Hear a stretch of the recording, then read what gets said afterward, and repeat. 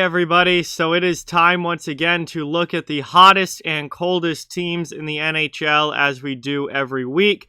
This is always a fun video to do and a fun thing to look at. So before we get into it, I just ask that you please subscribe, hit that thumbs up button if you haven't yet. It helps the channel an absolute ton and is greatly appreciated. But we are going to take a look at the 5 hottest and 5 coldest teams currently in the NHL. And normally I like to start with the hot, but we're going to switch things up a little bit this week and start with the cold. So let's take a look at the coldest teams in the league right now. As you can see, there are some tough records up here. Starting at number 5 with the St. Louis Blues, who are just 2-5-3 in their last 10 games. They've lost 3 straight in regulation. And this has not been a great year for the Blues. Injuries have played a role, certainly, but they just have not been at the level that they were for the past couple of years. They're a far cry from the Stanley Cup winning team in 2019, or even the West winning team of last season. The Blues have really struggled this year, and there's multiple issues within their game, but they're fighting for a playoff spot now, and I think the biggest thing for St. Louis is the fact that nobody behind them in that division is really that good or really playing well enough to come in and take that 4th playoff spot.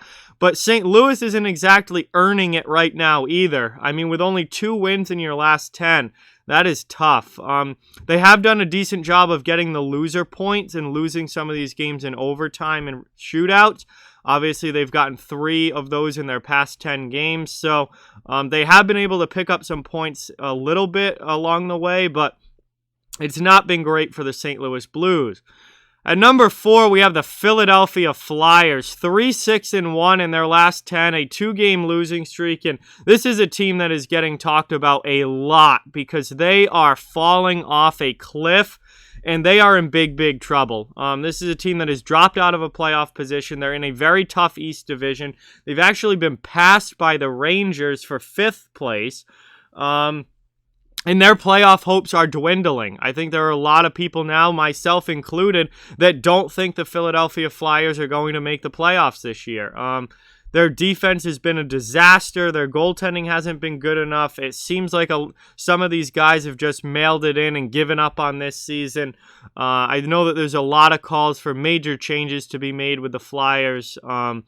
This team's really been struggling recently, and they're going downhill really fast because they're not just losing, but in some of these games they're getting absolutely blown out. And they don't look good. They look like they're done, and they're going to have to change it very quickly to get back on track, or their season's going to be over prematurely.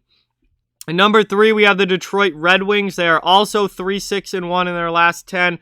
They are on a 3-game losing streak, and again, this was expected with Detroit. They're a rebuilding team. They're a young team.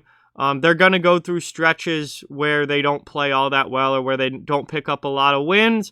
Red Wings overall this season have certainly been a lot better than they were last year. They're a team that is headed in the right direction, but they're still going to have some points during the year where they're not playing all that great. And these past few games have certainly been one of those points where they're struggling. But it's expected with this team. And you know, they're going to have those points in the year, but overall they've been better this year. But they are on the cold list for this week. Number 2, the Anaheim Ducks. They are 3-7-0 in their last 10. They did win their last game, however, but still just 3 wins in their last 10, 7 regulation losses, which is second most to only the number 1 team that we'll talk about here in a second. Anaheim's another rebuilding team, very young, that is going to have points like this during the year. They're not going to win a lot of games. It's more about development of the young players and getting them, you know, accustomed to the NHL and all of that, and just, you know, being competitive. And that's what I will say about the Anaheim Ducks is they are competitive. Even the games that they lose, a lot of them, they are playing hard, they're fighting hard, they're in the game, and you know, they just come up a little bit short, and, you know, they're just not quite at the level of some of the teams that they're playing. But with the young talent that they have, I think they will be soon. But for this year, they're still in that rebuild mode, and you can see that with their record here. And finally, that brings us to number 1. I think everybody knows who this is, the Buffalo Sabres. They still have not won a game. 16 straight now without a win. They are 0-9-1 in their last 10. They've lost 8 straight in regulation. I'm not going to hammer on the Sabres too much here. We all know what's going on with them. It's not been a good season. And they are in the midst of a franchise record losing streak right now. So, very, very tough year for Buffalo, and I think everybody there will be very happy when it's over. Now we get to switch over to the positive side of things, and let's take a look at the good. The hottest teams in the NHL, starting with the Carolina Hurricanes at number 5, 7-1-2 in their last 10 games. They've won 2 in a row, and Carolina continues to be one of the best teams in the NHL. They've had a great year this year.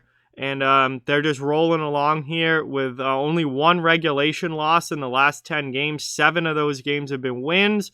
And they're playing really, really well, as they have for most of this year. The Minnesota Wild. Minnesota is 8-2-0 in their past 10 games. They're on a 3-game win streak, and Minnesota has been very, very impressive this season. They're having a hell of a year.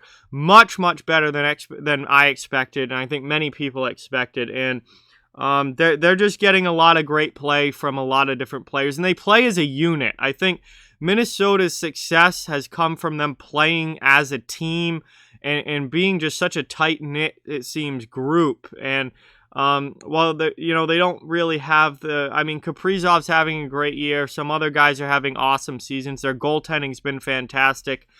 It's not like they have that elite standout superstar like a Connor McDavid or an Austin Matthews or somebody like that. Like, they win as a team. They play a team-oriented game, and that is bringing them a lot of success this year. Number 3, the New York Islanders. Exact same record and streak as the Minnesota Wild. 8-2-0, a 3-game win streak. They have moved, they were back into first place in the East. They're right there with the Capitals fighting for first place in the East Division. And, they took a little bit of a dip when Anders Lee got injured. They lost a couple of games, but they've really righted the ship and figured out how they're going to play without him. And they're right back on track with 3 straight wins. 8 wins in their last 10. New York has been awesome. And I'm really, really impressed with what I'm seeing from the Islanders this season, picking up right where they left off last year in the playoffs. Number 2, the Colorado Avalanche. This team is going now. 8-1-1 in their last 10. Won their last game after a shootout loss the game before. And now that this Colorado team is healthy, they are starting to look like how I expected the Colorado Avalanche to look this year. This was a team that was fairly disappointing for the first part of the season, but injuries, I think, played a big role in that. Now they don't have the injuries anymore. Makar is back. Compher's back. McKinnon's healthy. Like, everybody that was out injured is back and healthy now for the most part. Not everybody, but most of their team is back now in Colorado.